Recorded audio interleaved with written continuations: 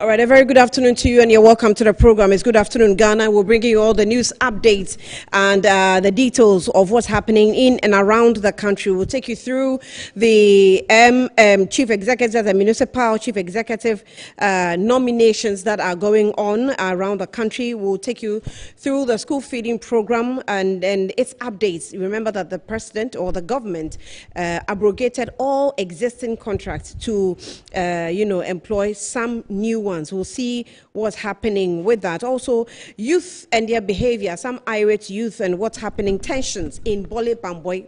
We'll give you updates from there. But for now, Ifwa is standing by to bring us the news updates, and then later we'll get into the interviews and details. Ifwa, good afternoon to you. Good afternoon to you. All right, let's hear you.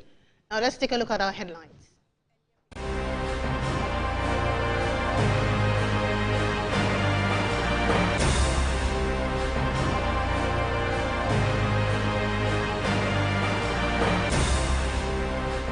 The Bamboi municipality as irate youth take to the street in protest against the appointment of Abdullahi Mahmoud as the municipal chief executive.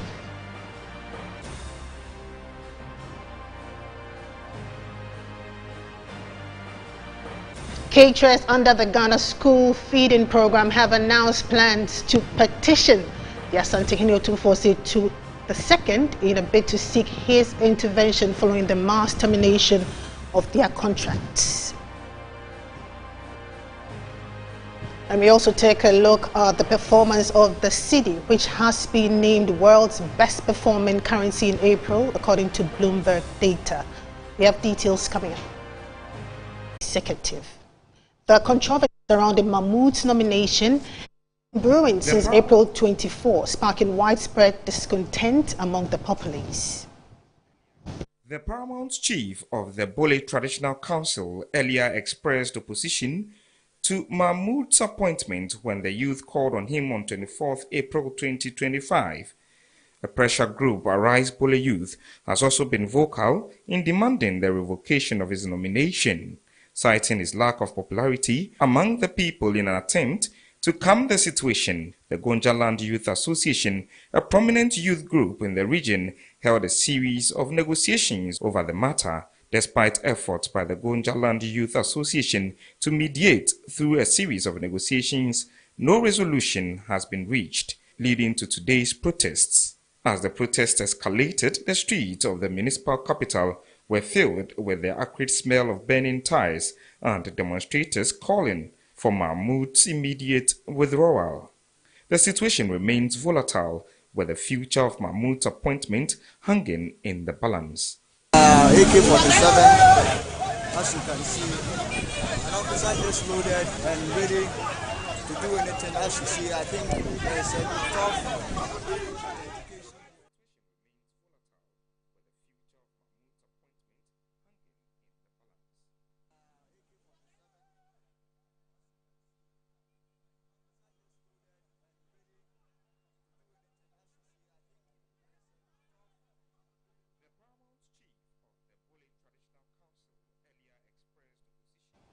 Now, supporters of the governing National Democratic Congress in the Asawase constituency are divided over President Mahama's choice for municipal chief executive of the Asokore Mampong Municipal Assembly. Some supporters of the party believe choosing the constituency elections director Ben Abdullah Al-Hassan over the constituency chairman Faisal Dawuda amounts to disregard for the party's hierarchy. There's more in this report. Asokore Mampong Municipal Assembly is one of the 43 MMDAs in the Ashanti region. The release of the long-awaited list of nominated MCEs and DCEs for the Ashanti region stirred controversy in the Asokore Mampong municipality. The split has highlighted growing tension within the party, with both camps insisting their preferred candidate has the right experience and support to serve effectively. The party's grassroots members in the Asawase constituency are demanding the appointment of the constituency chairman Faisal Dawuda, who they argue has the skills and experience to drive development in the area instead of the president's nominee Abdallah Al-Hassan.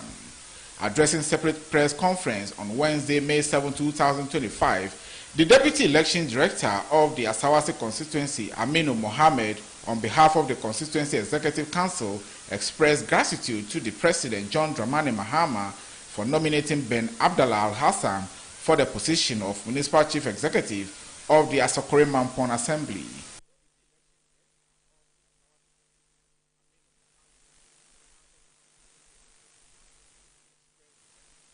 Public service speaks volume.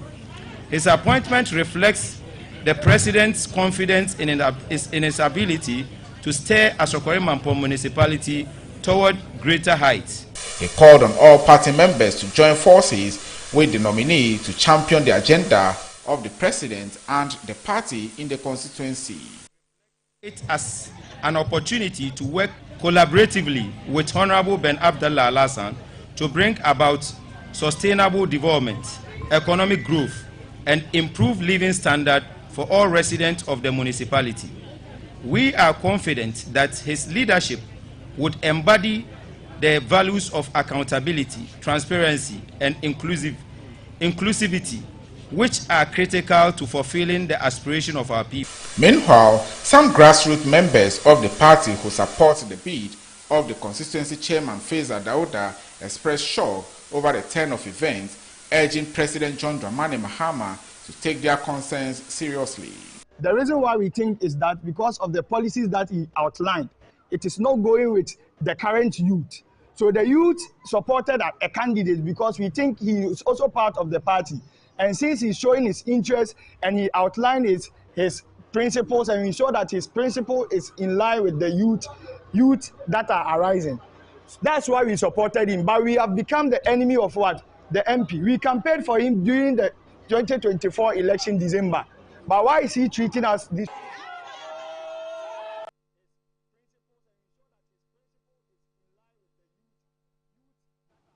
Let's take a look at some other stories now. Ministry of Labour, Jobs and Employment, in collaboration with the Ghana Statistical Service, is set to conduct nationwide qualification and skills mismatches survey effective June 2025. This, according to the sector minister, will facilitate the production of statistics on mismatches that can complement the existing measures of labour underutilization.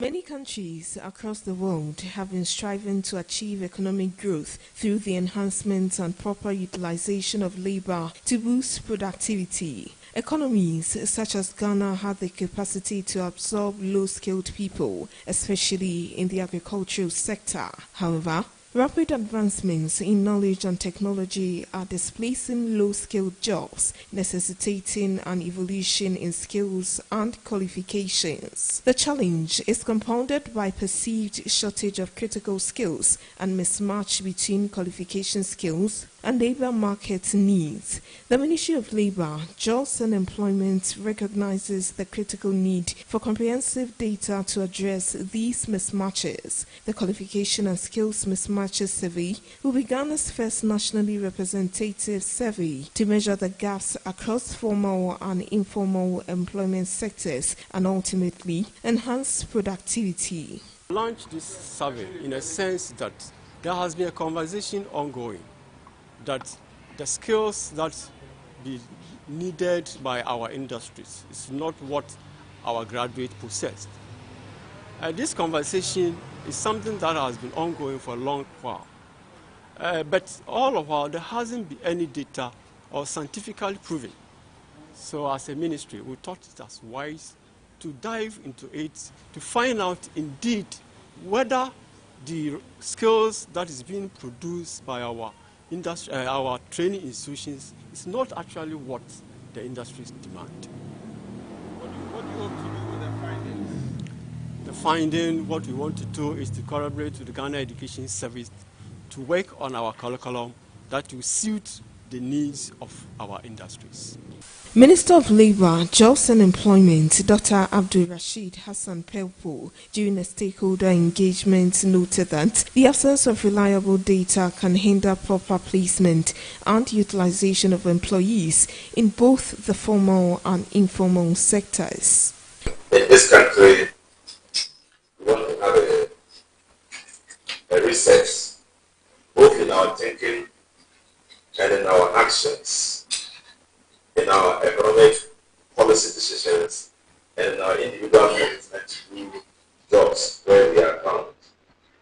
In doing so, the greater part of what we can do matches with what we like to be or what we are trained for. If you misplace who you are and what you do. The QMS survey is expected to align education with labor market needs.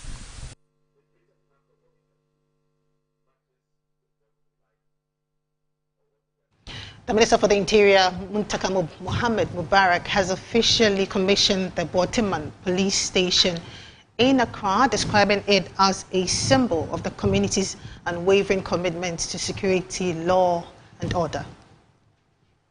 Addressing attendees at the commissioning ceremony, Honorable Muntaka commended the Ghana Police Service, residents and stakeholders for their collective efforts in bringing the project to fruition. He underscored the importance of the new facility as a central hub for police operations and a platform for strengthening ties between law enforcement and the community. He urged officers stationed at Boteman to serve with integrity, listen to the concerns of locals, and maintain a high standard of professionalism. The police station is just more than a structure. It stands as a symbol of our shared determination to protect lives, safeguard property, and uphold the rule of law right here in Boteman. This facility will serve as a vital hub for police operation and community engagement, enabling our officers to respond swiftly to challenges and work closely with residents to address security concerns. I am encouraged by the Inspector General of Police commitment to professionalism and integrity, which assures me that this station will be a beacon of trust and service for our community. On his part, the president of Boteman Estate Association, Bernard Labi Amwa, expressed joy as he says this will help maintain law and order in the community. The community is faced with a lot of issues. Sometimes we have criminal activities going on, sometimes you get criminals and you don't know which police station you are taking them and all that. We believe that police is coming in to maintain law and order. And the police is also a friend that we can rely on. So we are relying on them for security. And we are also hoping that a lot of things that are not going well in the community, because of the presence of the police, we are hoping that things will get better. The event saw the presence of the Acting Chief Director of the Ministry of Interior, the Inspector General of Police, Commissioners of Police, officers of the Ghana Police Service, and members of the Boteman community.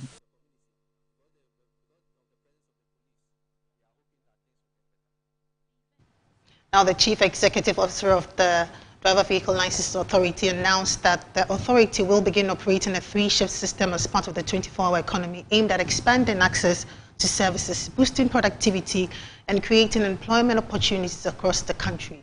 He was speaking at the commissioning of the DVLA office in Adenton. The newly commissioned Drivers and Vehicles Licensing Authority office in Adenton had in attendance ministers of state, members of parliament and officials from various transport unions.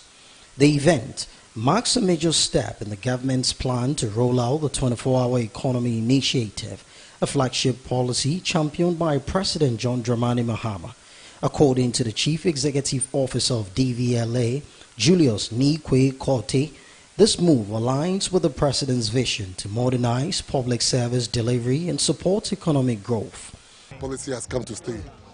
And I want to just assure everyone that as time goes on, we are going to expand the services to each and every region of the DVLA offices. They will all undertake the 24-hour economy services. But for now, we are starting with the Adenta office. So and if you go to work Monday, Tuesday, Wednesday, Thursday, Friday, you don't have access to DVLA. Saturday, Sunday, you can still have access to DVLA over here. From 8 to 2, 2 to 10, 10 to the next day 8. Due to that, we've employed 300 people to be on board. And you see, people go to work and wouldn't have the same time to come and do their road ready or come and undertake a service over here. So at different times, anytime you are free, people are here to assist you. The Transport Minister, Joseph Bukari Nikwe, reaffirmed government's commitment to turning campaign promises into reality. Having the opportunity to serve under His Excellency John Dramani Mahama are happy that we have started delivering the promise that he made to the good people of this country. DVLA, as it is supposed to ensure that all vehicles on our roads are roadworthy. Right. They and the National Road Safety Authority are supposed to come together and give that education to the people.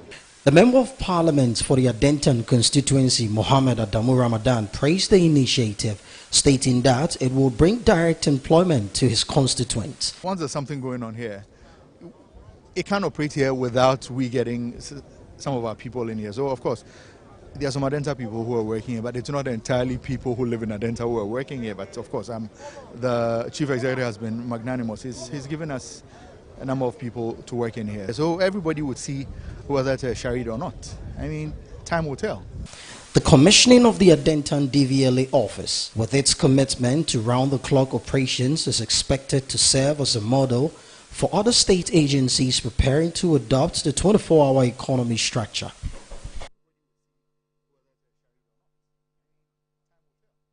Let's take a look at some health issues now. A senior medical officer at the Bank Hospital, Dr. Wisdom Effiong, has issued a public warning urging commuters and members of the general public to exercise extreme caution when purchasing drugs or medicinal products from vendors operating in buses and other forms of public transport. He expressed concern over the growing trend of unregulated drug sales taking place on buses, particularly in major cities. According to her, these sellers often claim to offer fast cures for a variety of conditions, but many of the products are either unverified, substandard, or outright dangerous. To have a sense of responsibility. You know, most of the people in this public transport sell one medication that treats about 5 million symptoms, you know, and in case you buy these medications and you go home and they are not, you know, regulated by the pharmacy authority, how do you know that these side effects are what to expect? How do you know when you have them? Who do you go to, right? How do you know what's is going to cause in your body, right? So, but you realize that when you take them and you have certain side effects, you can't locate these people who sell them anymore. Right? I don't think it's right for people to just buy medications, or perhaps medication that worked for person A, and then they told you, oh, when I had tummy ache, it worked for me, so take the same thing, without a physician's prescription. Is wrong.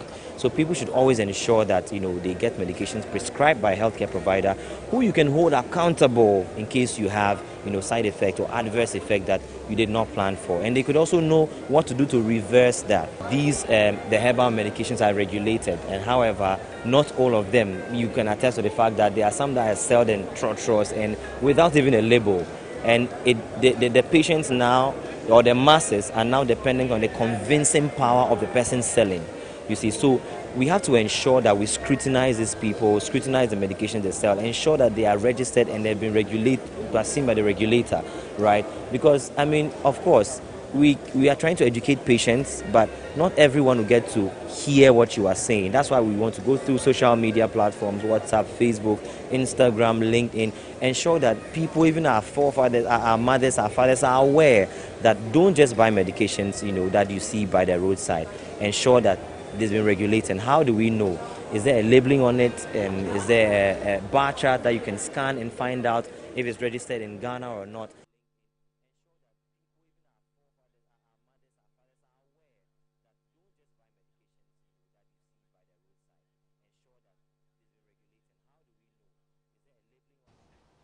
The Managing Director of the National Investment Bank PLC, Dr. Dolura Zakaria, has expressed the bank's readiness to participate in the government's 24-hour economy initiative beginning July. Speaking at the commissioning of a new DVLA office in Adentan, Dr. Zakaria described the policy as a positive development that could drive economic growth. Indeed, if it wasn't the president's vision, NIB will not work today. I took over with what we call 53.4% capital, negative capital adequacy, and that is serious. As we sit today, the president has recapitalized the bank close to 2 billion, and that makes us more lucrative. That gives us the ability to be able to give loans and to assist industries. and quickly put in with NIB. Our mandate basically was towards rapid industrialization, manufacturing and development, and that will be the core mandate within the next 4 years. We want to ensure that at least at Denta, for instance, we're able to support no less than 20 businesses, small, medium to big enterprises. And our main thing is to make sure that we're able to help corporate entities to be able to employ more people. Like we are here, our presence here is because of collaboration. We, the CEOs, are talking among each other. We are not doing it in silos. I have done it, he has done it, no. We used to rent a premises which cost us close to about 98,000 per annum. This rent is over. As a result of the collaboration, we are cutting down costs. And that is what we want to do, not for only Adenta municipality, but across all the 261 metropolitan municipal and district assembly. So that with this, which means that we are opening it up to everybody. Whether you are up there or lower there or middle, you are part of it. And that is what 24-hour economy is all about. So from 1st of June, you will see that we'll have 3 shifts, the same facility, employing 3 times. If, for instance, this particular bank is class A, it means we'll employ 13 times what? 3. Exactly, and which means that we are opening up the economy, job creation, more money in your pocket, happiness, and means that we are all doing very well, and therefore there won't be any crying.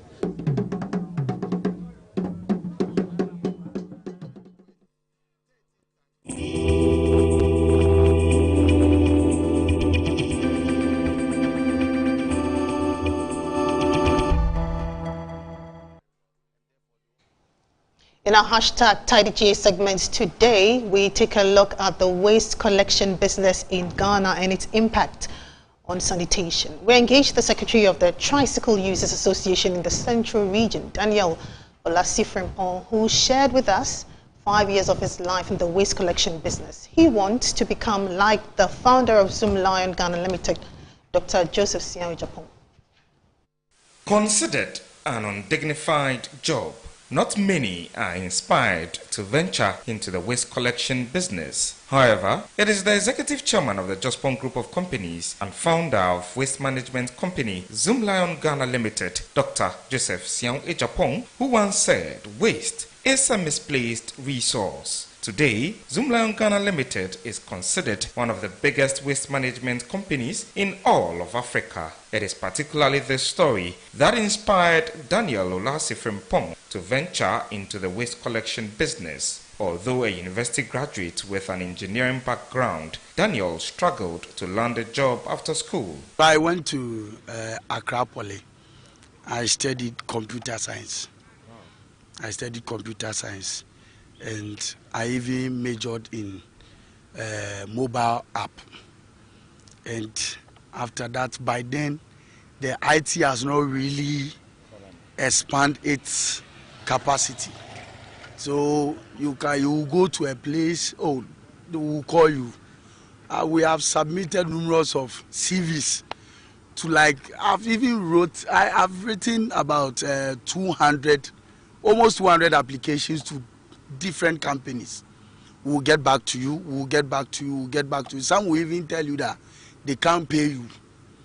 So if you even accept this amount of money, where you are staying and where you will be going to work, when you even calculate it, you realize that it will not even help you. He was subsequently encouraged by his father to venture into the family business, waste collection. He condemned misconceptions surrounding waste collection and urged all Ghanaians struggling with unemployment to venture into the business. If people are there, they are saying that there is no money in this work and how are you going to even survive with this work? It's a lie.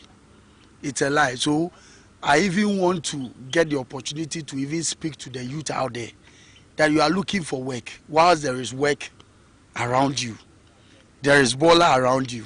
Today, Daniel is married and speaks of the immense benefit he has derived from the waste collection business. I've been in this work for almost 5 years now. And I even regretted going back there, spending this time way back in school doing this computer science. Because if I knew this job is very, very profitable, I would have developed more interest in it and even learn more about it. And within these 5 years, this work has even helped me get married. I'm a married man with 2 kids. While there are health challenges associated to the business, Daniel believes the use of protective equipment is able to keep him safe. If you don't use all the health equipment, before you realize you are in a serious health issues. So I will encourage even my brothers that all the time, your gloves, your nose masks and everything, you should put it on. Daniel Olase Frimpong wants to one day lead a thriving company in the waste management sector, just like Zoomlion Ghana Limited. In the next few years, I see myself becoming one of the I want to build something, a legacy, as the way Zoomlion has really empowered a lot of us to be doing. So in the next few years, I see myself becoming one of the top waste collectors or waste company in Ghana. When we mention Zoomlion at the top, at least at the 10th row, my name should be found there. Right. So that is what I've been praying for, and I'm still working towards it. Meanwhile, Zoomlion Ghana Limited has acquired over 2,000 tricycles to help boost employment in the waste management sector with government support.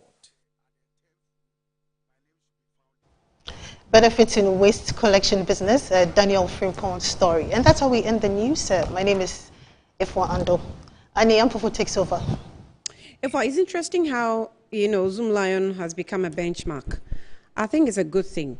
Yeah, it's a huge company. It's expected that it will have some challenges. It's expected that it be scrutinized with everything it does for the country. But it's interesting how someone is looking up to a giant. Of course, up to the giant. Like Zoomlion. Yes. Very interesting. So he says when people mention Dr. Sion's name, Dr. Sion Japon's name, his name should come up next or maybe third or something. Yes. Oh, that's a good thing. As a matter of fact, I think Zoomlion as a brand covers Dr. Sion Japan. That's right. I think Zoomlion is bigger than Dr. Sion Japan. I mean, I dare say. I think, because he's been able to push the company so much that Zoomlion has become a household name. Of course. I guess that's why the many challenges it's facing, but it's normal, it's expected. So let's hope that it all gets well for everybody across the country. Thank you.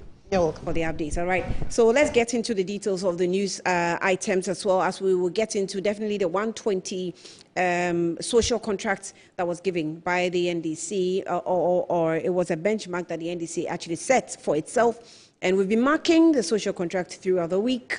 Yesterday, the NPP also held a press conference, also giving us the analysis. What do you think of the 120-day social contract and how they rate the government? Will be doing the analysis into all that. And I also already told you that the municipal chief executives nominations, that's also going on around the country. All the updates that's coming, we'll give it to you here on Good Afternoon Ghana. We'll take a breather.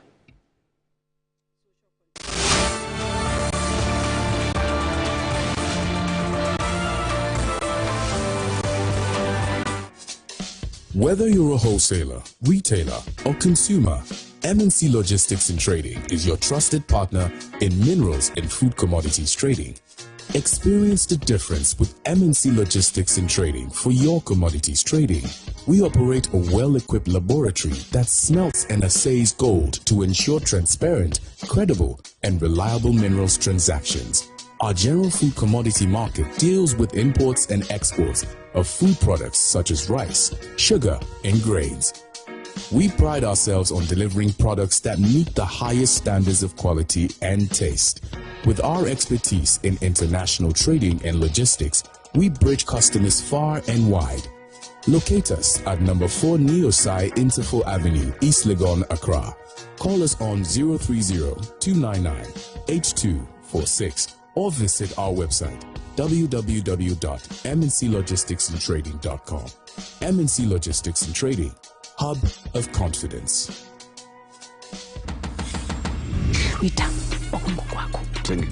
So much love in the air. What are we looking at? Thank you guys for joining us on this unforgettable night. Patrol is on a roll. It's Max Verstappen in the lead. The megastar is here. Absolutely sensational. Let's go! Just taking a trip down memory lane. Get unbelievable entertainment that is unbelievably easy to own. Get and stay connected to DSTV.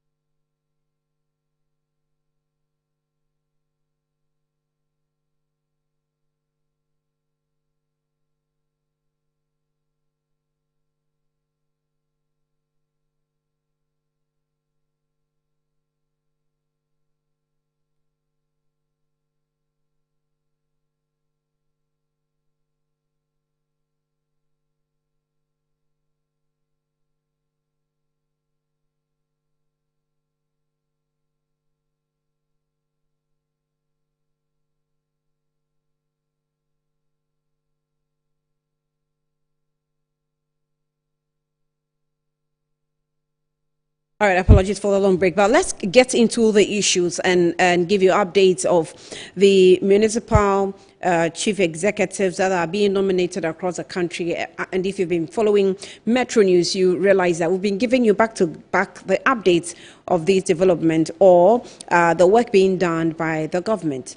Tensions ran high in the Bole Bamboi municipality as the irate youth took to the streets, setting worn-out tires ablaze in protest against the appointment of Abdullahi Mahmoud, a municipal chief executive. Now, the controversy surrounding Mahmoud nomination has been brewing since April 24, 2025, sparking widespread discontent among the populace. Let's take that story and we'll bring you some interviews. Chief of the Bole Traditional Council earlier expressed opposition to Mahmoud's appointment when the youth called on him on 24th April 2025. The pressure group Arise Bole Youth has also been vocal in demanding the revocation of his nomination, citing his lack of popularity among the people in an attempt to calm the situation. The Gonjaland Youth Association, a prominent youth group in the region, held a series of negotiations over the matter. Despite efforts by the Gonjaland Youth Association to mediate through a series of negotiations, no resolution has been reached, leading to today's protests. As the protests escalated, the streets of the municipal capital were filled with the acrid smell of burning ties and demonstrators calling for Mahmoud's immediate withdrawal. The situation remains volatile, with the future of Mahmoud's appointment hanging in the balance. AK-47, as you can see, an officer is loaded and ready to do anything. As you see, I think there's a tough.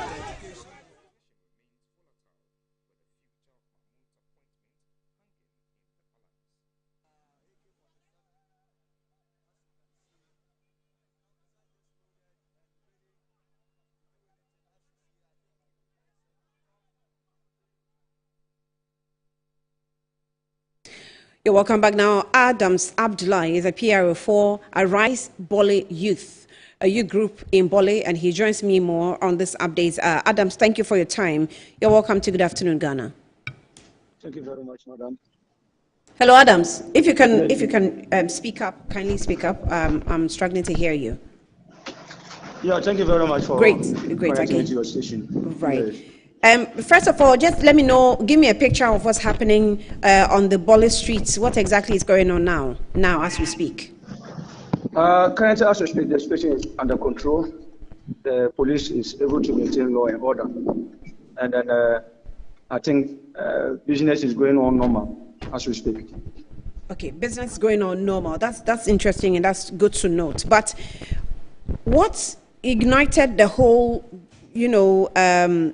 the youth going irate? What caused the problem?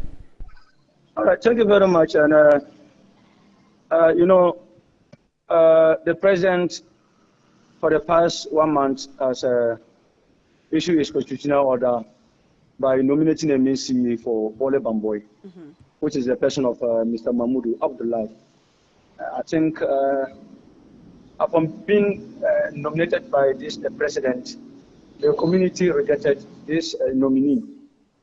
That also issuing a press statement by meeting the Gonjaland Youth Association, the paramount chief, and prominent people in the community who rejected the nominee. By so doing, the youth group in Bole has petitioned the presidency, rejecting this nominee.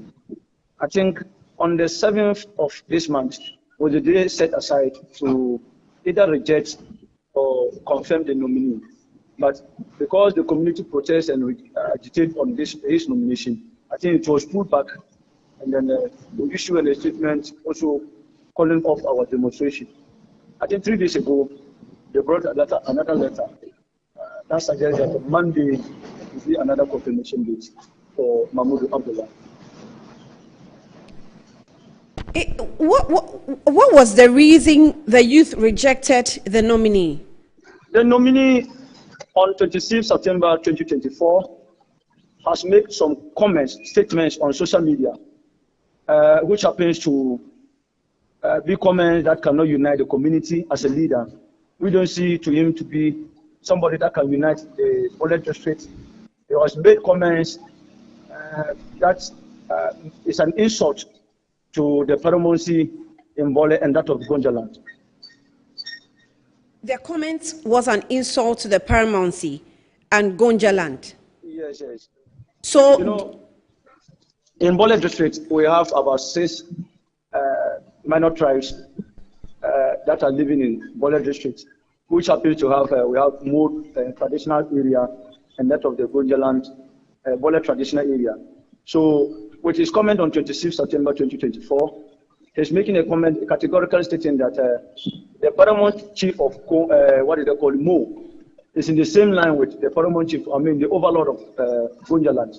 And then the paramount chief of Bole is nowhere near to that of the paramount chief of more traditional area, and knowing very well that the whole traditional area, or maybe the whole district and the land belongs to Gonjes. So you as a person at that time making this comment never knew the day will come like this. He will be coming seeking for a leadership position in Bole Traditional Council. When he made this comment, did he hold any leadership role? At the time, we never even know him. Okay, so the comment goes to the effect that he was likening one paramount chief to another paramount chief, putting them on the same scale. Not another paramount chief, the overlord. Bamboi, we have a Bamboi district, a Bole district. We don't have Bamboi district. We only have Bamboi constituency, but we don't have Bole Bamboi district. We have Bole district. So we have more traditional council, and we have Bole traditional council. But when you look at land demarcation, the whole land belongs to Gonjes. So he is making comment that the paramount chief of Mo traditional area is bigger than that of Bole traditional council. And then he's pegging the same Mo traditional council to that of the overlord of Gonja land, which we see to be an insult to the Gonja traditional council and that of Bole traditional council. That not again, he went against citing that the Bole district should be divided into two, citing Bamboi as the capital. At the same time, that was the 26th September 2024. So you see what he was citing that Bole district should be divided, and then the paramount, the capital should be situated in the Bamboi district, Bamboi town. So do I get the impression that you, the youth, you are the president of the youth, right? I'm the PRO. You are the PRO. So yes. You encourage the youth to go onto the streets? I don't think any leader will encourage anybody today to go on the street to demonstrate. It is their constitutional right to do whatever they've done, because some months ago, when the president was sharing ministerial positions and people were not giving, I think when you go across the country, people went on the street to burn ties and show their displeasure. So it is their constitutional right to do whatever they've done. I don't think any leader has sanctioned anybody to go out to demonstrate. You didn't sanction them, but you didn't stop them. I think when we talk of leadership and then youth, I think when situation gets out of hand, I think everybody can take the law into his own hands to do whatever. Well, we thank God. Are you saying that you did not pick intel that the youth was going onto the street, because what happened was lawless? Are you aware? No, we did not pick any intel. If it were to be anybody who to pick intel, it should be the police.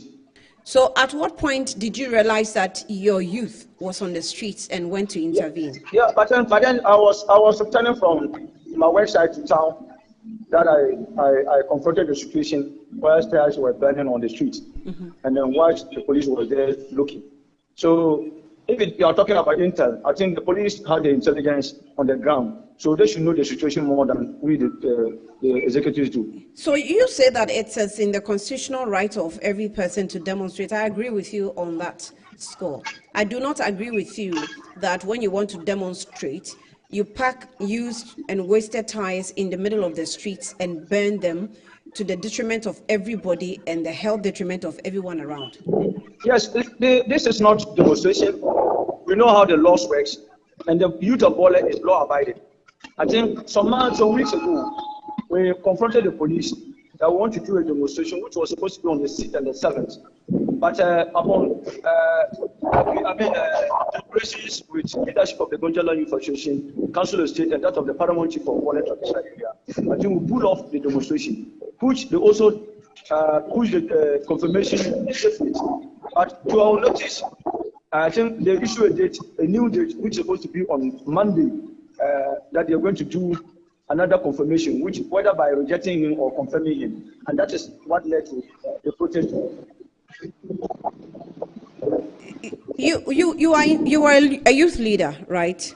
Yes. So you are in control of quite a number of persons in your area, right? Yes. When the president of the government or the government takes decisions, do you think that you know better than the government? I'm not saying that you shouldn't share your opinions, but do you think you know better than the government or the president that makes a decision? When we talk of democracy belongs to the people.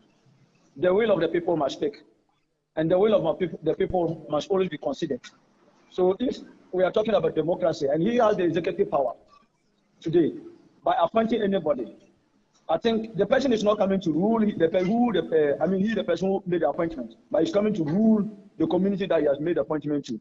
I think if the community is resisting the person, I think it's their right to resist, but they don't have the right to change the person. And that is what we are having today. If they are having the right to change the person, we would have changed the person. But we have the right to... Yeah, but from your tone of communication, I get the impression that you are in support, or you were in support of how your youth behaved. Yes, we were in support of it, but as today activities, no leadership of Arise Bole Youth has sanctioned that activity. But you were in support. We were in support of it. You did not sanction, but you're in support. Today's activities, we did not sanction it. But in the earlier protests, that happens to go by writing petitions, going protesting holding press conferences. I think the leadership of the Arise Bole Youth did all those things. But for today's sanction activities, I think it's not in the knowledge of the leadership. So what was the protest, seeking to achieve? I think today, as we speak, those who protest are even against the leadership of Arise Bole Youth by accusing of collecting price from the government side. That is why we are quiet for some time now, because I think last week or so, early this week, that we met general infrastructure, including the regional chairman and then some prominent people, to talk about this issue and deliberate on it. I think hence from there, we ceased to talk of it on platforms and other radio stations. I think that led to the accusation that we are also receiving today, that we took bribe from the government side. That is why we are mixed, and we are in bed with them, and that is why the government is able to cite a new date to come and confirm the nominee. I think that is what led to the protest. Have you been able to achieve your aim of this protest? The protest, I can't say we are able to achieve our aim, because we did not sanction as a leadership. We did not sanction the protest today. So if I say we are able to achieve our protest, that means I will end up by saying that we sanction it. Leadership is not aware of it, but I cannot say we have achieved our protest. Our aim. If by achieving our aim, that is when maybe by the next 1 hour or maybe 30 minutes, the president will come out to the community that the nominee has been changed or been replaced. It's been hours. This happened the early hours of today, and we're still not getting any response from the presidency or from the government side. So it doesn't look like you've yielded any results yet. Yes, we cannot say we've yielded any results. People are everybody has a right to, even if a single person can hold a demonstration or can hold a discourse against whatever position the government is taking.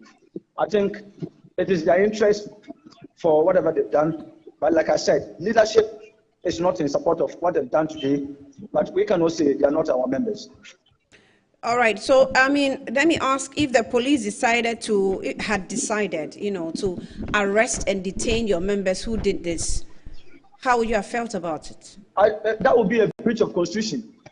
I think if they have the right to protest, I don't see why the police would like to, arrest. But if police is trying to arrest anybody in this regard, I think it will end up escalating the issue. Because it will be a breach of constitution for your members misbehaving and causing harm to the environment. I'm sorry. You need to be able to separate protest from lawlessness as a leader. And if you are not able to do it, then I'm sorry, you are not even capable to being a leader of a youth group. But that doesn't warrant the police to say they are going to arrest those that have done that. Because last month or 2 months ago, I think same incident happened. That some people were, burning ties in Bole town because some people are not given ministerial positions. Why is it that at that time people were not arrested? Application. I'm sorry. Okay, you don't ask the questions here. I'm doing that, but I will respond on this one. Application of the law is not that necessarily selective. But if you find yourself in an area where you are arrested, you can't be comparing yourself to persons who have done it before and were not arrested. We seem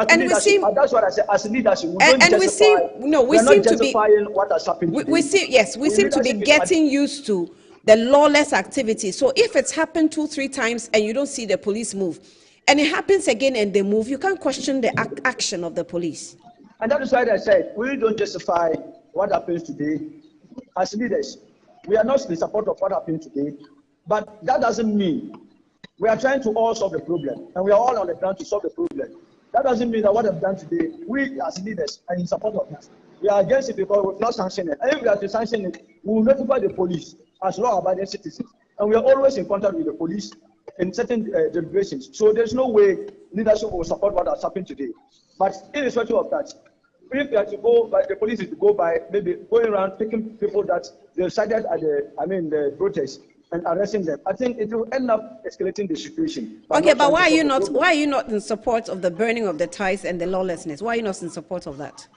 Because in so doing, if you are to, hold a press conference, I think that one doesn't need to notify the police. If you are to hold demonstration, I think you have to notify the police in clear 5 days before the police will give you an approval or whether to go by it or not. So you breached the constitution, not the police. We did. As leaders, we didn't breach the constitution because we did not sanction any activities. No, I'm saying that you, as your group, breached the constitution because they know what to do before you hit the streets to protest. The group did not breach the constitution because as leaders of the group, we would not sanction any activities in this regard. So you cannot say the leadership or maybe the group has breached the constitution. Leadership of how are you going to survive in Ghana if anybody decides to get up at any point in time and protest without notifying the security? Maybe those people who went ahead to do that will have the question to that. But as leadership of Arise Bole, we did not sanction today's activities, and we cannot be responsible for whatever happened today. All right. So, have you been able to organize your youth that were on the streets? Do you know them? Will you be able to answer to authorities once you're questioned? Question to what happens today? Yes. Yes, we'll be able because we are always engaged with the police. So, do you know the members who engaged in this? Those who are engaged in this? Yes, you know them. I cannot tell because I was not on the ground. You cannot tell? Yes, I cannot tell because I was not on the ground. No, your absence does not, absolve you of the consequences. Your absence doesn't absolve you of the consequences because you've already stated. You've already stated that you have a group numbering of almost 2,000 members. And maybe a handful of them is on the street to protest. How will you identify? It matters not. It is part of your responsibilities. Yes, it is part of responsibility. But if they go on rampage, at that time you cannot say leadership has failed. Though we control them, but when it gets to a point that we cannot control them, I think it's up to them to code their own fate. You don't think leadership has failed in this state? Leadership has not failed. So who has failed? Come again. So who failed? I don't know. You have members in your group who have misbehaved. They have actually breached the constitution, and you can't account for them.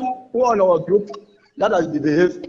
I think it's left to leadership to call an emergency meeting, then look into the matter and deal with it accordingly. All right. Adams Abdullahi, I'm sure I will engage you again, especially on this. Thank you very much.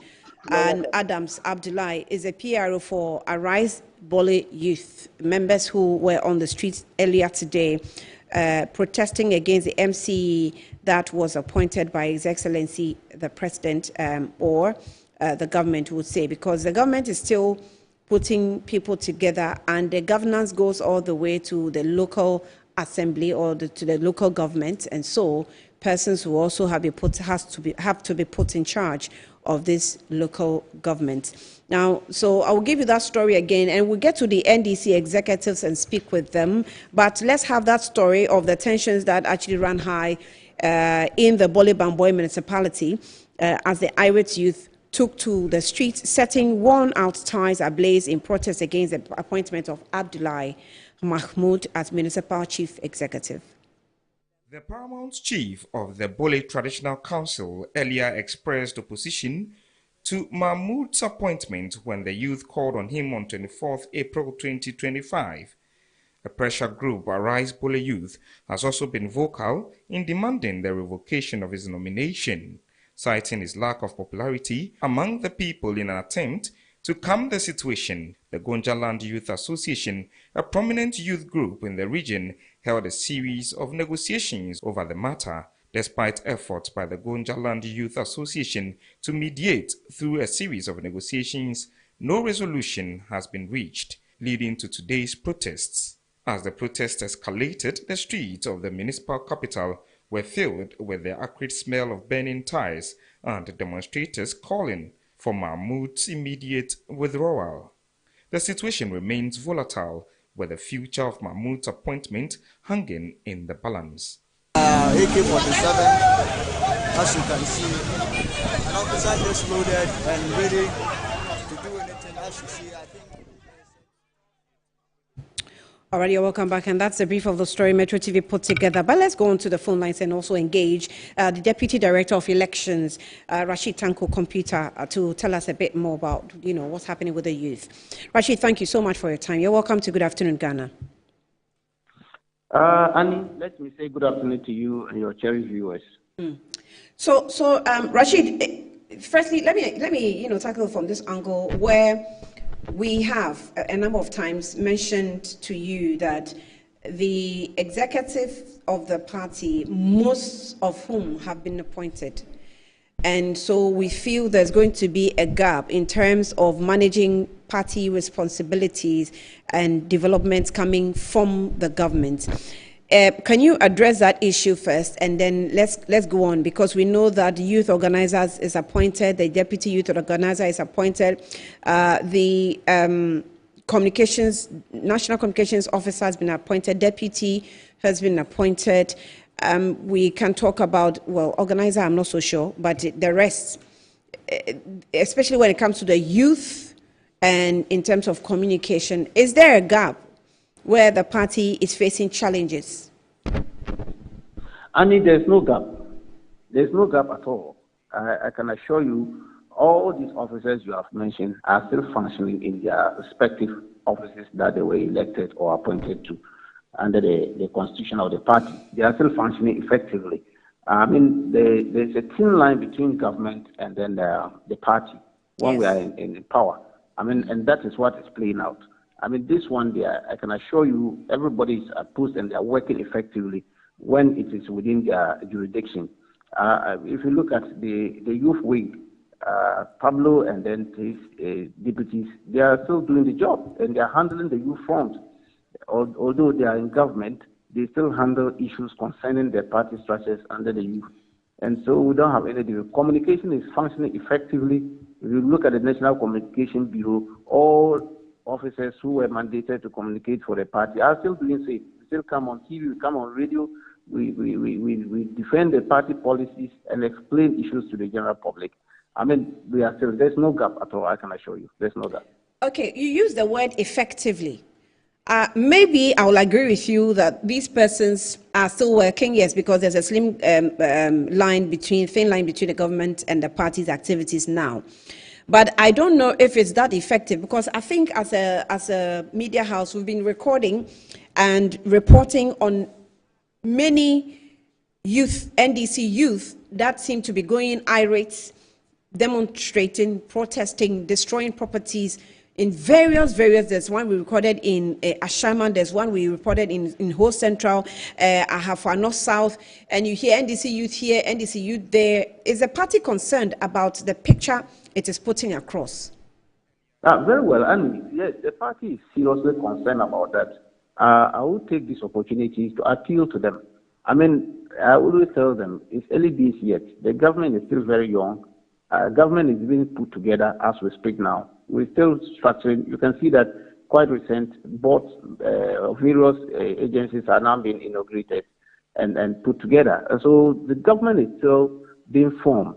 Even with the fastest speed under this 1992 constitutional dispensation, it is only this government that had pushed the agenda of forming the government with the speed that we have seen, form the cabinet, within the first 14 days in government and formed the nucleus of the government within 2 weeks and all that. I mean, it has never happened since 1992. So we are still pushing. And I can assure you, it's just that the behavior of the MPP when they were in office has created these difficulties for us currently, because they are mirroring what the NPP did when they were in office. And then they will expect that maybe we behave same. But you see, we are different from the NPP. We are trying to make sure that we sanitize the process of governance and make sure that everybody will have his fruit of labor to enjoy. And then so we are on course on that. It's just that things are a bit slow for their liking.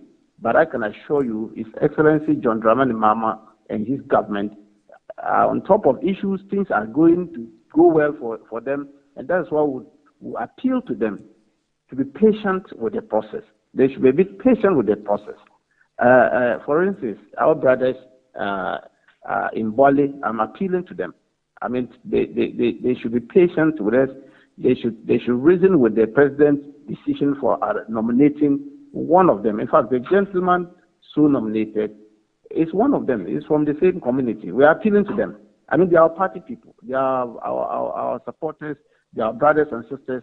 And we're just appealing to them. Of course, as long as only one person will be nominated, and the assembly will have to confirm.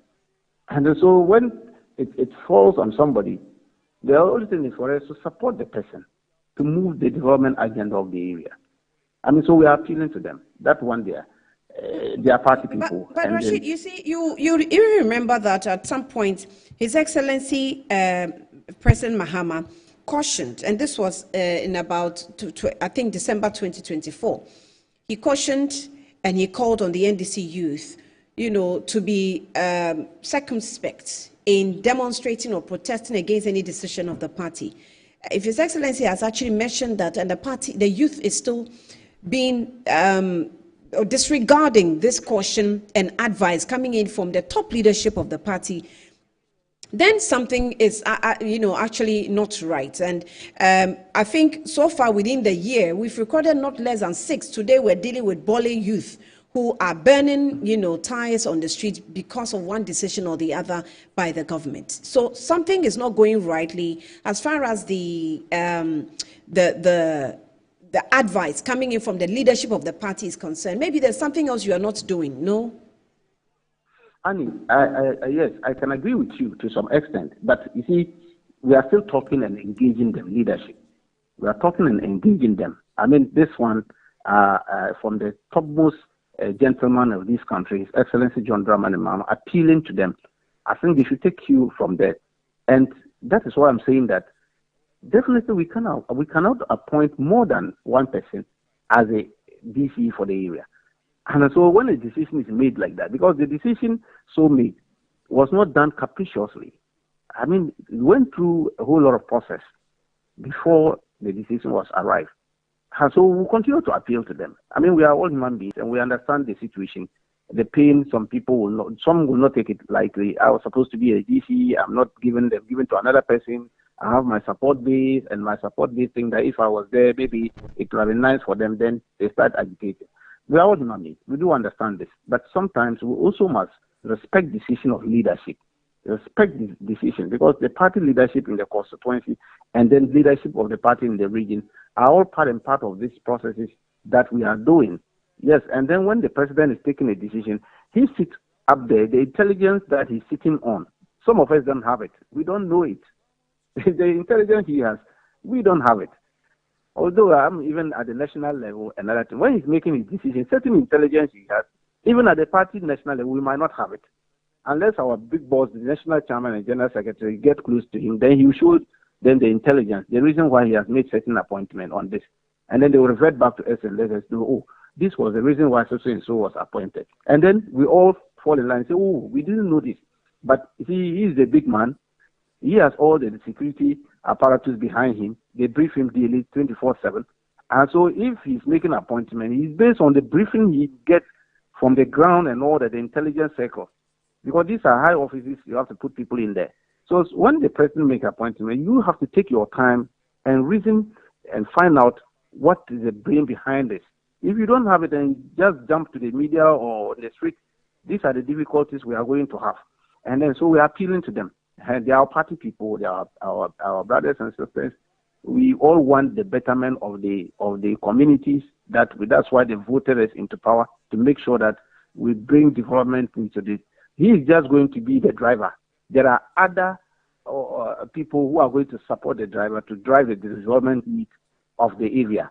And he alone, even the DC alone, cannot be the sole motor development agent in that area.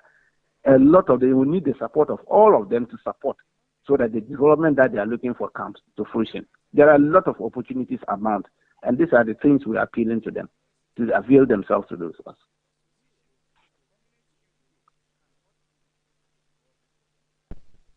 Rashid, can you hear me?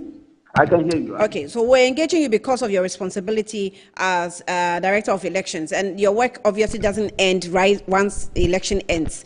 I'm sure you continue to monitor the developments once appointments are being done and all the fallout from the elections and all, right? So that's why we called. So I'm sure that you are still monitoring the situation on the ground after you've won elections. Sure. In fact, our eye is on the ball. We are monitoring closely every facet of our activity, because as Director of Elections, ours is to make sure that government policies, everything goes on well, so that it makes our work easier during election time, so that we can easily push our processes. Right. We don't want a situation where policies and programs will become difficult for us in pushing our electoral agenda through. So our eye is on the ball. We are always monitoring and making sure that everything goes on well. Okay.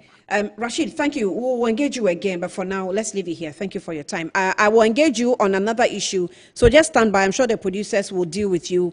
When we're done with Ruth, we want to finish with this matter, and then we'll get to you again on the other development. Thank you. We'll get back to you. So we're still dealing with the youth, misbehaving, going irate, destroying properties, and doing things that the laws do not allow. Today, we're dealing with Bole Bamboi youth that are already on the streets. Well, we spoke with the PRO who indicated that now tempers are calm. The police has restored, the place to normalcy, and so things are, going on normal. But for now, what we're wondering is, why is the youth getting out of hand with their behavior? Ruth Sedo is a deputy youth organizer for the national deputy youth organizer for the NDC, and she's also the deputy boss of the National Service Authority. Ruth, thank you so much for your time, for taking time off to speak with us at this crucial moment. Thank you. Good afternoon. Welcome. Good afternoon. Right. So I haven't spoken to you after your appointment, so congratulations. Thank you very much. Congratulations. Now, are you having time with NDC youth? Are you making time for them? Are your timelines and your programs and activities still on schedule? And are you making sure that you're monitoring the development from your youth? Thank you very much, and good afternoon to yourself and your wonderful team and the entire Ghanaians watching you this afternoon. Yes, I would say that we've had a series of engagements with our youth since we won power. Because definitely these are the giants we went into the elections with, and it won't be appropriate, and it will be out of place if we completely ignore them or neglect them. So I think that even just last month we had another engagement with all the 10 coordinators from all the regions. We met them here in Accra.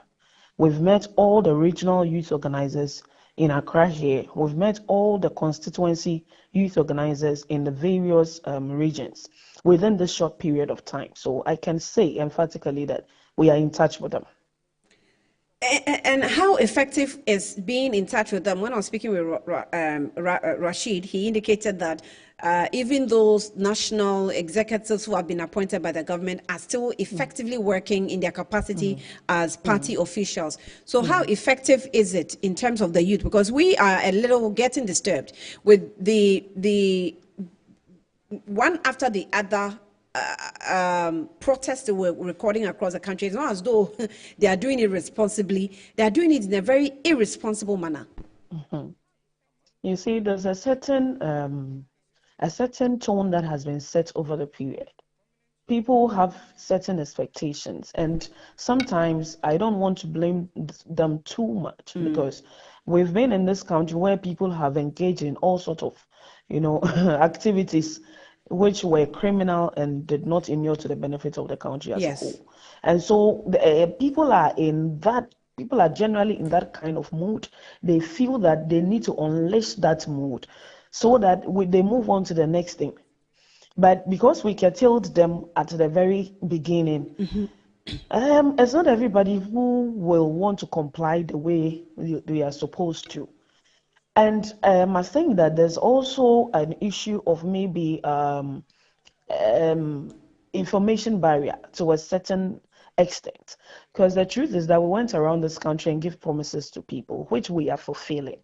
But as part of the promises, people feel that some MPs who have worked extremely hard to win their seats for the first time and all those things, such people should be recognized. But we must also look at the country's interest as a whole, especially with the hole that we came to meet that had been so dug so deep that virtually our economy was in complete tatters. The president had to take a bold decision. So yes, the president has taken a bold decision to reduce drastically the numbers in government. Yes. However, government when size. people's expectations are not met, we can't expect everybody to manage it the way is supposed to. And so we are still, it's a process, it's in progress. I think that on the whole, NDC youth have managed themselves far better than we have seen in the previous years. That is what I think. And we shouldn't also expect that people will just completely say that, hey, irrespective of our engagements and all of that, we will not protest. It's just that the manner in which they protest is the issue. So I would think and also communicate with my boss, the National Youth Organizer, who also happens to be the Minister for Youth Development, that we need to intensify our engagements. You mean George Opariado? Honorable George Opariado, yes, please. I mean, aka Pablo, everybody knows that. So I think that we need to intensify our engagements with them. They need to understand from the perspective of governance and His Excellency John Dramani Mahamat's vision of resetting this country in a manner that will inure to the benefit of everybody. Because if we have more appointees, more monies are being spent. When monies are being spent on individual appointees, how do we channel those resources to benefit them, to create jobs, to construct their roads, to construct more hospitals, to construct more schools, to do the things that they are looking for, to construct more factories, to support the private sector, to expand? You understand? So these are things that we need to, on this level, to engage them more so that they can understand from the viewpoint of the President, John Dramani Mahama. And we are going to do that. So, Annie... So the problem is that I think because the government, everybody is seeing the goodwill, the opposition is seeing that this government seems to have a very big goodwill, even on the international front. Yes. So it didn't just happen like that. It's because of the steps that His Excellency has put. Exactly my point. So it is something that really must be managed. And you have persons who might abuse that goodwill once you get into office. In fact, with the margin of winning the election, it is very likely that you have persons who think that they have absolute power, which is dangerous because it's really putting a blot on the party. You will not go into a party office and then tend to burn the office, tend to break properties, and expect that you still will keep that goodwill. And so I'm wondering, why is the party not punishing persons once they are identified? Oh, I don't think that the party has not taken that decision, yes. But, sometimes political decisions, of course, it's a process, and it's not everything that you want to bring out into the public. So, yes, engagements are being done. People who are the top hierarchy have been involved. People are being spoken to those who have to be suspended are being suspended. Those who have to be reprimanded are being reprimanded. Those who have to be called to the headquarters to be spoken to in a manner that we are supposed to, we have done so, and we are still doing. And so from the party's point of view, yes, discipline has been taken. The disciplinary actions are being taken. But I can also say and urge the Ghana Police to also do its work. Because at the end of the day, it is not, you see, there are also criminals and there are also hooligans who are hiding behind the tag and the name NDC and engaging in criminal activities and actually destroying and tarnishing the image of the party. And a similar one happened in Sawam constituency, where some group of men who do not even come from Ghana put themselves together, rampaging the entire place, digging out people's crops and, and winning sand and all of that. And when they come, they say that, hey, your party, your power, your power. Meanwhile, they are not even Ghanaians. These are criminals. But they use the name of the party to do what they want to do. And that is why I'm calling on the Ghana Police to actually step in an aggressive manner that they are supposed to. They need to step in so that those who have concerns, let's resolve those concerns. But those who are using the name of the party to tarnish the government and all of that, let's deal with them in the manner that they're supposed to be dealt with. That's a very serious matter you've raised. If persons are blackmailing the party and disguising themselves as NDC members, how are you, solving that issue? How are you doing to control? What are you doing to control? For example, when the issue of Nsawam came to my attention, yes, I got in touch with the police.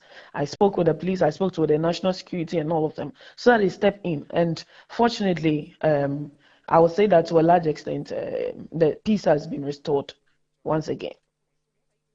I see. But if it doesn't come to my attention, yes. So those which come to the ones that come to my attention, I take that decision. I mean that bold step to bring in the security. So give me a scoop of how you do the managing or working with Felix Chimfi at the National what's it called? National Service Authority. National Service Authority, and doubling with your responsibility at party level. Give me a picture of how it works, because we want to monitor with you. We're disturbed about how the youth is behaving. Yeah, I understand. I think that it's not too difficult a thing. I have a boss who is very accommodating, who also loves the party and respects the tenets of the party, and knows that as much as I work with him, I am also a deputy national youth organizer, a party person who is working for the party as well. So we have a very fantastic working relationship, and so far he's been very good. I've also tried as much as possible to, every time during the weekends, I'm visiting one constituency or the other. I'm attending one funeral or the other. I'm attending one program or the other. We are going to the campuses. We are still engaging with the team, fraternity on the tertiary institutions and all of that. So as for my weekends, they are so tight. I use the weekdays for office work, and the weekends I'm always on the field engaging with party people. I think that so far there have been about 3 weekends that we've also had to go to our NSA farms, the National Service Authority farms, to also engage with the people there and see how far we are progressing with our farms. And yes, no time for family. It's not easy. I think that over the period, my kids are a bit used to, but the truth is, the slightest opportunity I get to be with them, I ensure that it's memorable. All right. Ruth Sado, I'm grateful that you made this time with us. Thank you. And anytime we record any of these disturbances, we'll get to you. But we're dealing with the Bole issue. I'm sure it has come to your table. Yes, to my notice, and we are going to work. We are going to engage them right away.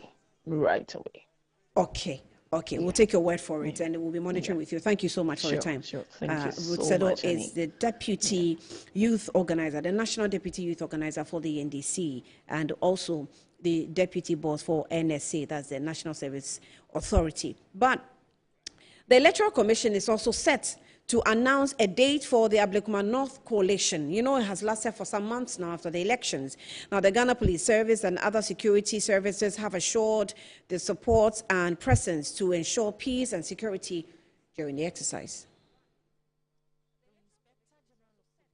Tete Yohonu has called on the Electoral Commission to provide a clear roadmap for the collation of results in the disputed 2024 parliamentary elections in the Ablekuma North constituency in the Greater Accra region.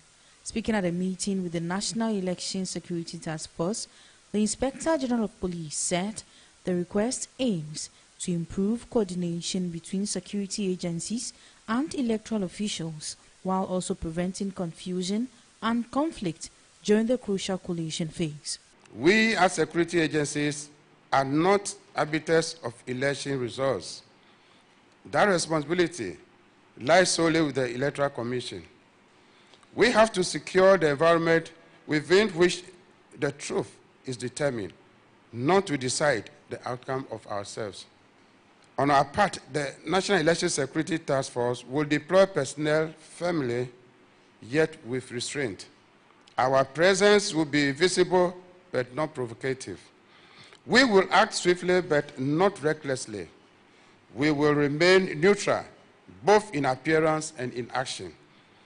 Furthermore, we will guard against any attempt by anyone to distort this process through threats or violence. Meanwhile, the Electoral Commission is optimistic that the upcoming process will end the controversies surrounding the collation. We are grateful to the National Election Security Task Force for making up for this meeting, and we hope that as a commission, as we engage each other over here, we will actually have solutions to the challenges that we've actually had so far as the conclusion of the Ablekuma North collation process is concerned. Security services pledge their support for the collation exercise. We have done the bigger one, which was across the nation. And this one is concentrated. Earlier speakers have said that we don't have to take things for granted. I also believe the same. But on part of the Ghana Armed Forces, we are ready and willing, and we are concentrated to support the lead institutions as they carry out this important exercise that is ahead of us. The chairperson of the National Commission for Civic Education, Ms. Kathleen Addy, has called on residents of Ablekuma North and Ghanaians at large to remain calm and accept the outcome of the 2024 parliamentary election results when officially declared by the Electoral Commission. We cannot continue to insist that we have won all the time. That is why we have institutions that have proven track record of credibility. So I am urging all of us to conclude the 2024 election completely by accepting the last set of results that are going to be declared for Ablekuma North. For politicians, I'm sure they all understand that we live to fight another day, isn't it? It's not the end of the world to lose, and it's actually not the end of the world to win as well. So let's all bear that in mind as we try to conclude this important exercise. The collation, which had already been delayed multiple times and the process faced several setbacks since January 8, 2025, may soon come to a successful end. So you saw Kathleen Addy there, you saw the military, the police, you saw the Electoral Commission itself also all involved, and they are all a party to a peaceful collation exercise. Kathleen Addy will be responsible, of course, for the civic education, and so she has to be a party to it. Now, let me just remind you that a fire outbreak actually hits the nation. Some story about it with a cluster of schools, that's a Kwashiman cluster of schools in Accra on December 17, 2024, which destroyed several ballot boxes which were kept in that school. So the blaze reportedly began in the school's library, which also had been temporarily converted into a storage area. for ballot boxes from the Ablekuma North constituency in December 7 general election, and that's why we're still where we are. We will engage Rashid Tanko again, and then Richard Ahiangba will also join us from the MPP. They are parties to, they are interested parties to these outstanding results. Rashid, thank you for your time once again. You're welcome again. So if you can just give us a brief of how your journey has been since this coalition back and forth in Ablekuma North has been so far as a party. Let me set the premises and the basis for which where we have reached. Look, the election. Okay, just quickly, I'm told that Richard Ahiangba, who is the communications director for the MPP, has joined us via phone. Richard, you're welcome. Good afternoon. Hello, Richard.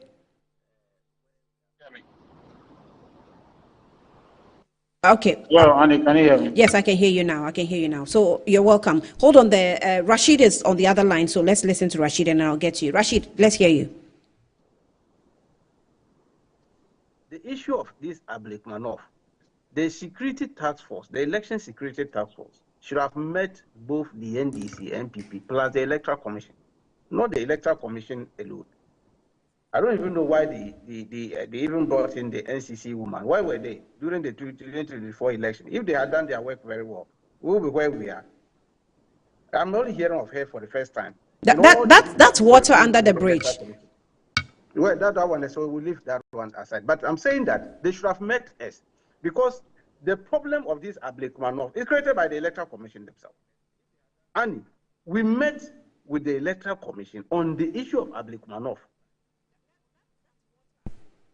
And we all agree, the three parties, the EC, MPP, NDC, we all agree that, look, we don't have the pink sheets.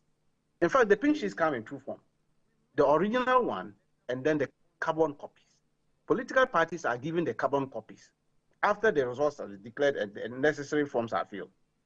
Then the original copy is kept by the Electoral Commission. It is the original copy they use to declare the results. Now you use your carbon copy to find out whether the results they are declared is a true reflection of what happened at the polling station. That's how the election is run. But because of the vandalism that happened on the 8th of December, after the coalition started, up to a situation where 62 polling stations were left, none of us had it because it was destroyed. All the pink sheets were destroyed at that point. So at that meeting, the MPP, look, it's on record. They should go back to the IPAC meeting minutes and they will see that on record, admitted that they don't have any of the pink sheets for the 62 polling stations, of which the Electoral Commission also said they don't have. We also told them because of the vandal, we lost ours on that day. Then the okay, Rashid, are you still there? Okay, we lost Rashid. Let's go on to Rashid. Are you back? Hello. Great, I can hear you. All right, make your point and then we'll go to Richard. I'm saying that the MPP now turned around and told us that they have scam copies, and therefore they will bring the scam copies for us to do the collation. And we told them, no, we are not going to accept any scam copy. Scam copies are not allowed under CI 127. You cannot use scam copies. Where did you get it from? On which form did you scan it from? Because you don't have the carbon copies, and yet you are saying you have scam copies. Scam copies because anybody can design it. I can design a document on a laptop and say it's a scam copy. So we are not going to accept it. We want the original or the carbon copy. That's how we ended the meeting. Only for us to see the Electoral Commission using the MPP scam copies to declare for the 59 polling stations so far done. Interestingly enough, even the scam copies that we're using in declaring, their own presiding officers came and protested that those scam copies were not their signatures. They didn't sign them. And the figures even they put on them, they protested against them. In fact, two of them publicly indicated that, look, this... I'm sorry, they were not... Whose signature? Who was denying the signature? Is it the Electoral Commission? The Electoral Commission presiding officers. Okay. They recruited them. They are staff of Electoral Commission. They conducted the election. It was live, cameras. And they said, no, this one of them they were talking about a rejected ballot. And the gentleman said, at my polling station, I didn't report any rejected ballot. So the things you are showing to me had rejected ballot. So it means it didn't come from me. Criminal conduct. So MPP went and sat down, manufactured pink sheets, and described it as scam copies, and easy were you relying on them to declare. Why would the NDC accept such a thing? We won't accept it. That's why we say we are not going to accept those scam results that they are trying to force on the people of Ablekuma and want to declare it. We will not be party. So what have you proposed? That is why we wrote. All right, so what have you proposed so far on Ablekuma North? We wrote to the Electoral Commission on 2 occasions. Reasons why we are having difficulties with them over it. They've not responded. Yesterday, we sent a letter to the IGP requesting for a meeting with the IGP over the Ablekuma North matter, so that we also bring our issues to bear. They will understand our issues better. Not that the NDC doesn't want Ablekuma North to have an MP. We want the rightful person. We don't want an illegal person to be put into the house, the August house. That is what we are doing. So we've written to them. We are waiting for the response from the IGP, so that we'll go there and tell them our story, why we are having difficulty. Because but in your continuous protests, you are, conscious of SAL, no? Of course, that is what we are saying.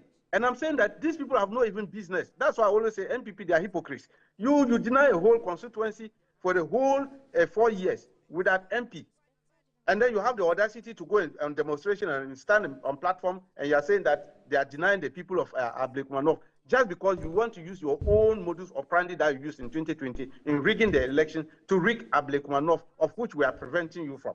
Okay, I was bringing in Richard, but I'm told that his line is just dropped. So let's just see if we can restore him back online. Richard Ahangba is the National Communications Director for the NPP. The police and the Electoral Commission has assured that the Ablekuma North election is going to be collated pretty shortly, and so the parties must stand by and be ready and see what's going to happen. But Rashid, are you saying that the notice that has been given with these stakeholders, you are not for it, you're not going for the collation? What exactly is going to happen? And then the one thing I've always wanted to find out from you, was it an agreement between the political parties, the ballot boxes that were kept in the schools, that the cluster of schools that got burnt? Was there an agreement between the parties? Those burnt ballot boxes does not play any role in the scheme of things that we are doing now. As soon as results are declared, and the pink sheets are filled, copies are given. And for those ones, they are just not good material. Do hold on. I have Richard Ahangba back, so let me engage him. Richard, you're welcome back once again. Thank you. So the Electoral Commission, like I said, has given the notification that they are set.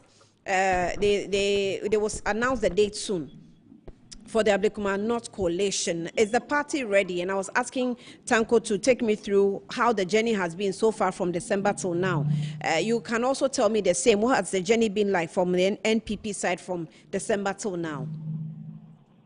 Well, thank you very much. I hardly heard anything my brother Tanko said, but I'll agree that he's telling you the difficulties that have attended the Ablekuma North election, why the results are still not being declared. So given that, I think that he told you the difficulties, the efforts that were made severally to get that coalition done, and then Dr. Tanko's party refusal to avail themselves. The very last one where it was supposed to have been done at the regional EC office, that they came to ransack the place and all. But the key thing with that is that democracy, of course, the representation of the people of Ablekuma North is important. And we in the MPP are sure that that seat, whatever the case is and whenever they count it, it will go in our favor. Which is why we have been very persistent in calling on the IGP to provide security, because the High Court ruling, I'm sure, which you are aware of, indicated that the police provides security for the collation to be done. So I think that where we stand, that's the only thing that needs to be done. Once the collation is done, we'll be able to find out who the representative of the good people of Manoff is. And I think that's where the issue is. So the EC has always been ready. The EC has always been ready. I think the matter has been to do with the police and their readiness to provide the appropriate security for them to do that. So I think where we are now, if the EC is ready, it is not very new. It's always been. Have you been able to sort out the disagreements raised by the NDC, as Rashid was talking about, that the MPP presented scanned copies of the pink sheets, which they objected to? From that time to this time, have you been able to sort all that out with all the disagreements that these two parties were having, so it doesn't drag on any longer? Yes, Annie, you know, the disagreement, if you call it that way, or I like to say difficulties, that attended the post-election in Ablekmano, the balance of it was caused by the NDC.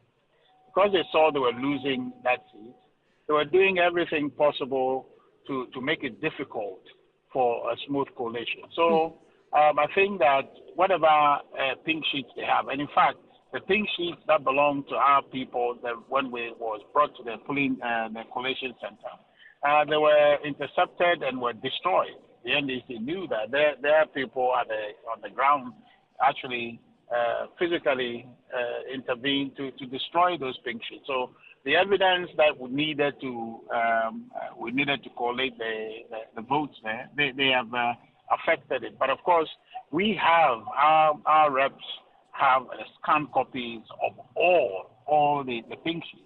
So I think that collating, I think it's about 3 or so, if my memory serves me right, about 3 or so police stations that are outstanding, but the balance of the police station, about 270 or 71 police stations, are fully counted, and the dispute is about 3 or so. But he indicated that some of the scanned copies you were having in your possession, some of the returning officers were also objecting to it because they claimed that their signatures were not those that were captured on those scanned copies. Well, I think who is to blame for that is the NDC, who decided to be chaotic, who decided to be lawless. It is they who created all this. Otherwise, like all the other police stations, apart from the 10 or 11 of the 13 or so that became a contentious issue, if they had just allowed the process to go on, these things would have been done fairly easily and smoothly. You know, so the truth for me is that the NDC must realize that whatever difficulty we have in Ablekmano, at least the balance of them we have dealt with. But Ablekmano is as a result of their unruliness, and then they should come to the table. Whatever these outstanding 3 constituencies are, my understanding is that they want a rerun. No, there will be no rerun. The numbers are clear, you know, that they have lost the thing. So really, they should just it's not as if they need that 1 seat anyway. So I don't understand even what. How do you want to conclude on the fact that you have presented scanned copies of pink sheets? There are objections of signatures. You know, people are raising concerns on signatures and issues of that nature that actually puts a blot on results of an election in a particular area. Do you still want to overlook these issues and so call the results? So if I don't understand, so who has the original one? I mean, I should be asking you, the party people. Well, I'm saying that the people who are disputing are the ones I'm asking. If they have the original ones to contradict the version that has been brought. But you see, you don't look at even the problem from here.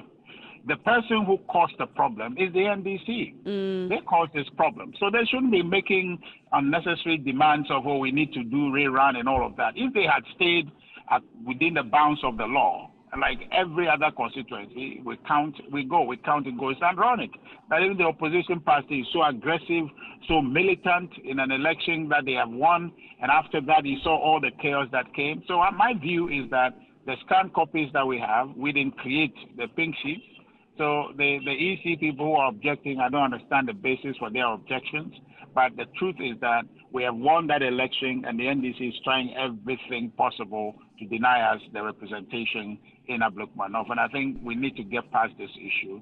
Right. Ablekuma-North is an NPP seat. We retained it. We need to move on with it. Rashid. Hello, Rashid. Hello, Annie. Richard said that you caused the problem. If you had maintained calm, as you've done in all the regions and the constituencies, he's not sure why Ablekuma-North, upon seeing that MPP was winning, decided to cause chaos. Look, MPP, they have a history of vandalizing polling stations and killing people. 2020 is there. He knows it. If we talk of lawlessness, the number one lawless political party is MPP. And they benefited from their lawlessness. And they shouldn't be saying that it was NDC. He should bring evidence. If you have evidence that NDC came and vandalized the place, if he knows the place to send it, he should go to the police station. He should go to the police and give them. He shouldn't be talking on air that NDC people came and vandalized the place. Where is his evidence? Where is the evidence? We are saying that. That's why I was happy when you asked him about the question of the original pink sheet. Where is the original pink sheet? Who should have it? It's the Electoral Commission. The Electoral Commission says they don't have anything. Then you go and manufacture your own pink sheets. Put figures in there. Presiding officers are running away from those pink sheets. They are denying knowledge of it. Presiding officers say, I can't do the work again. They didn't manufacture. It was scanned from the original copies. It's the manufacturer scan one. Why is the one who uttered it says that thing is not mine? Who did it? That's what I'm saying. Border on criminal conduct. And that is what we are saying, that the IGP should be interested in the criminal aspect. And not only the recollation, but the criminal aspect. Since the presiding officers came and denied that, look, this scanned copy is not coming from me. I didn't sign it. I didn't put these figures there. It means somebody manufactured it. Okay. So and are you people should be held, NPP so you are calling for a rerun? You are calling for a rerun of the constituency? We are calling for a rerun for the 62 polling stations, not the entire constituency. Okay. 62. Okay. Where we have difficulties, we should go and have a rerun for those polling stations, and then a winner will be declared from it, and we all will accept it and move. But nobody should be telling that we should use MPP scan copies. And in that one there, we will not accept it. Okay. We will accept this criminal conduct from the MPP trying to steal the seat. Okay. Rashid, so let me just quickly, if they call you into the meetings, will you go? You said you've sent a letter to the IGP. Are you ready to meet the stakeholders and then make your case? Yes. We are ready. Okay. We are ready. The NDC, we are ever ready to meet them, to meet the IGP, even the Electoral Commission. I told you we wrote twice. 17th March, 2025. We wrote to them and then gave them a reminder. Yet they did not respond to us. Okay. So you see, the two of us who wants the interest of the Ablekuma-North, once we are pursuing and making sure that giving them a roadmap as how to go about the matter, they are not responding to it. They are just bent on using the scanned copies of MPP. I don't know what interest they have in that constituency, that they want to bend all the rules to make sure that the MPP is declared winner. We won't accept it. Okay. Rashid Tanko, thank you for your time this afternoon. Rashid Tanko Computer is the Deputy Director of Elections for the NDC. Let me finish off with Richard. Richard. Yeah, well, tell my brother Rashid to go to GIFEC and focus over there and stop running around with Ablekuma-North. Ablekuma-North, they have lost it. If he wants evidence for chaos, he should go and look at videos from their own clippings from after the elections. They created all the mess there. Okay, they created a mess. So right now, the demand they are making is an impossible demand to be granted. To say that we should rerun those three polling stations, that cannot be granted. We need the results, the outstanding ones, to be collated, and the New Patriotic Party would be the winner of that seat. So everything else they are saying is a desperate attempt to try and wrestle or annex a seat that they have not won. And I think that the people of Ablekuma-North deserves to to have their representation that they have duly elected. So the point of it is that they should come to the table. You should have asked him. I'm not sure if it's gone. Why they went to vandalize the EC office? I think was it sometime January or so when we're supposed to do a recount, something like a collation there at the regional office. They went to vandalize the place. They didn't show up. They went to vandalize the place. So everything is clear in our minds, and evidence on the ground shows that they have lost the election and they don't want to yield. That, for me, is the reason for the impasse. All right. Richard Ahangba, thank you for your time. And he is the National Communications Director for NPP. I'm going to give you some updates before we wrap up on school feeding program. Remember that the government has abrogated all contracts that were existing as far as the school feeding program is concerned. But some caterers have actually petitioned the president through the Asante Hino 2432. But let's take a breather. When we come back, I'll give you the updates of that.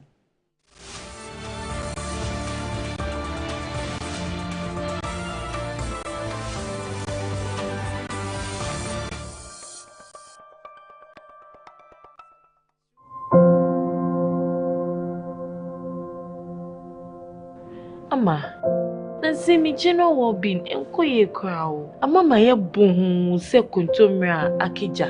Nansi me hu se me nyo basi makura. Ama me kunu me into kwankwa. Oh you right. Enye mo ko. Give us GC lecture and the capsules. Aye num boom. En ho asem na mo kana. E boa emma ene meme nyina. Na ma wo ba ye obesima. Na be ma so aye bemasima. Ya, we be bua wuku. Ama ne giant sa wo de hye ne botum. Na wanyinya na ne ntisese ne oyi chokmo na.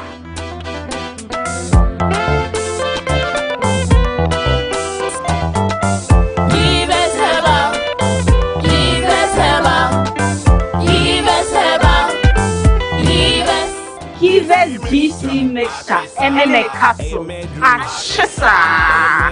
A painful battle one more menu for one kwada when if you do MNC Group is a leading investment holding company with expertise in minerals and food commodity trading, precious minerals refinery, real estate development, and logistics and energy with individually registered companies. Our headquarters is located in Accra, Ghana, with operational offices in Dubai, UAE, Hong Kong, and Guangzhou in China, Johannesburg in South Africa, Virginia in the USA, and Milan, Italy. We connect business markets and drive growth. Trust us to maximize value in every deal. Call us on 0302 551 917 or 0302 551 918 or send us an email mncgroup@mncgroupgh.com. MNC Group, totally reliant.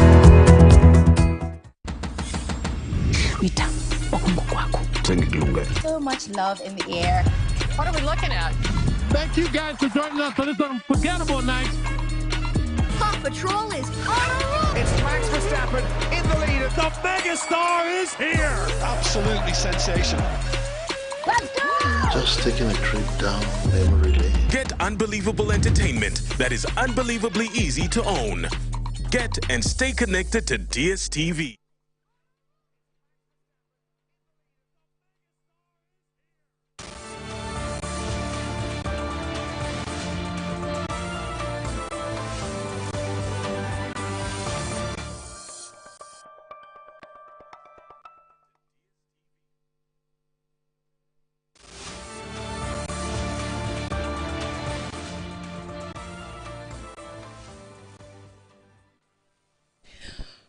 Alright, you're welcome back to Good Afternoon, Ghana. Let me give you some updates within the educational sector where caterers under the Ghana School Feeding Program have announced plans to petition the Asante Hino 2432 in the bid to seek his intervention following the mass termination of their contracts by the Mahama administration.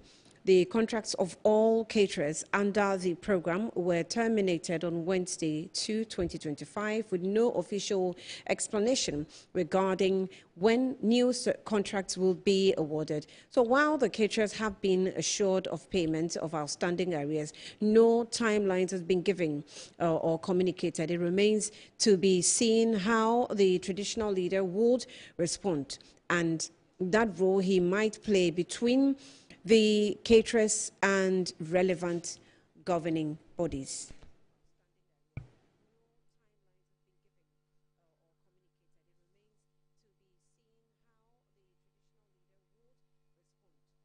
All right, so the petition is on the screen. Let me just read a few for you. National School Feeding Program, Caterers Association petition, President Mahama, with deep respect and in utmost humility, we, the national executives of the Ghana School Feeding Caterers Association, write on behalf of our 12,000 dedicated caterers and the more than 45,000 cooks who have worked under our leadership to passionately appeal against the recent decision to terminate our contracts with immediate effect. We acknowledge the government's authority to resurrect and reform national programs. However, the manner and timing of this termination is not only profoundly unfair, but appears to be an orchestrated action that disregards the sacrifices and efforts of thousands of women and men who have served diligently to ensure that Ghanaian school children are fed daily. I goes on to say that we therefore humbly plead with Your Excellency to intervene and direct the Ministry of Gender, Children and Social Protection as well as Ghana School Feeding Secretariat to temporarily suspend the implementation of this termination and allow current caterers to continue serving meals until the end of the third term of the academic year.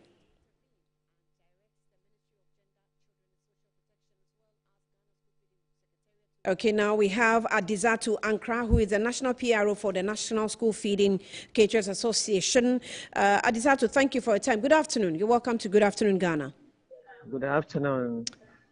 So, how did this news get to you and how has it affected your association? Thank you very much for this question.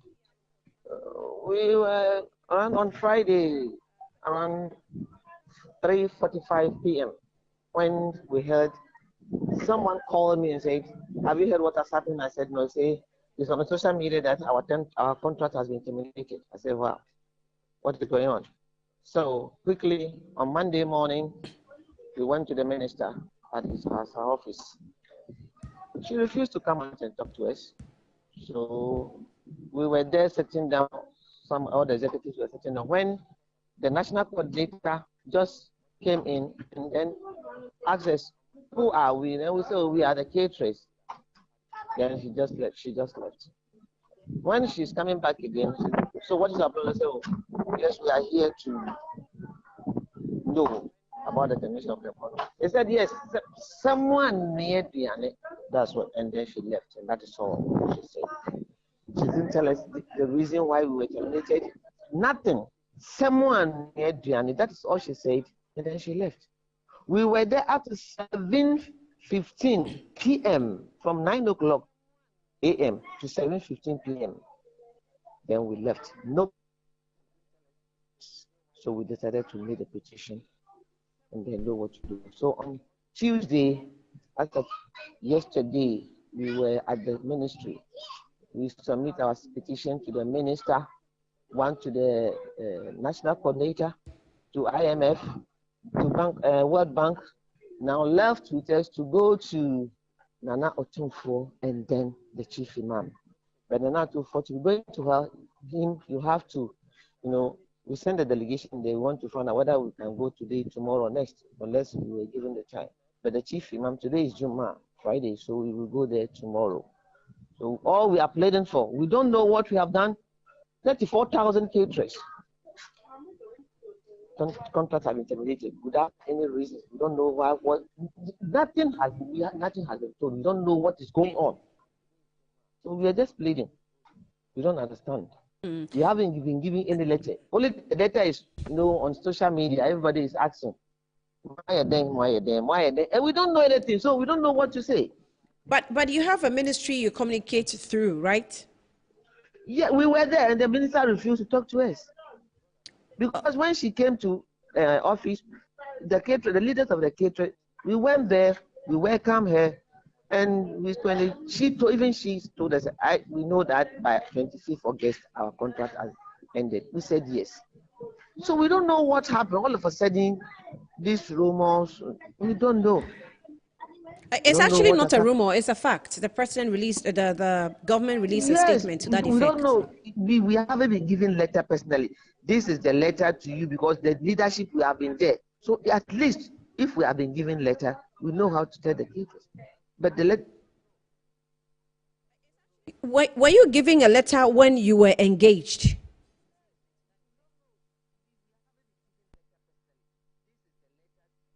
Hello, Adizatu. Unfortunate, I've lost him, but I'm sorry, producers. Are you getting him back? If you're not, then we wrap up. But that's the a release that they have also brought. We've given you excerpts of it. Obviously, it came to them as a shock.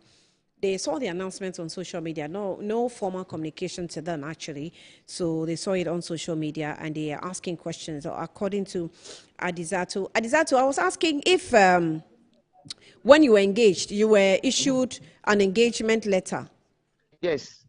You were? Yes.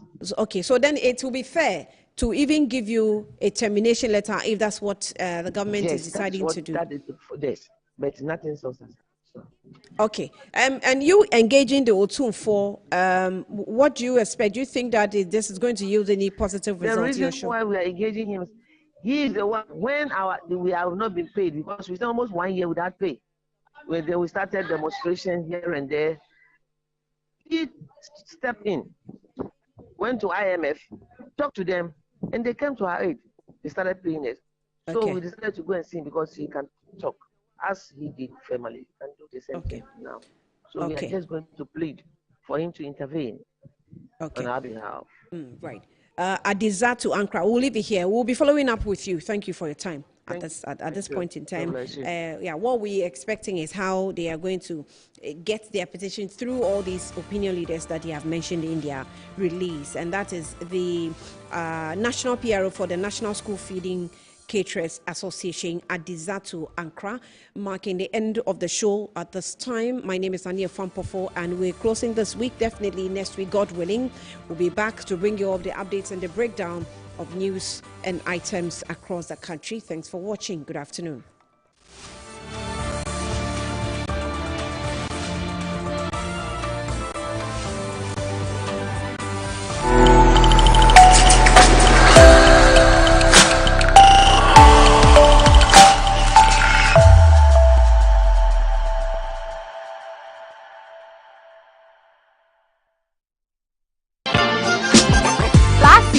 We brought you the hottest trending music videos, insightful interviews with your favorite celebrities, and some dance moves. We also got your favorite celebrity talking about their deep, goofy, and interesting sides.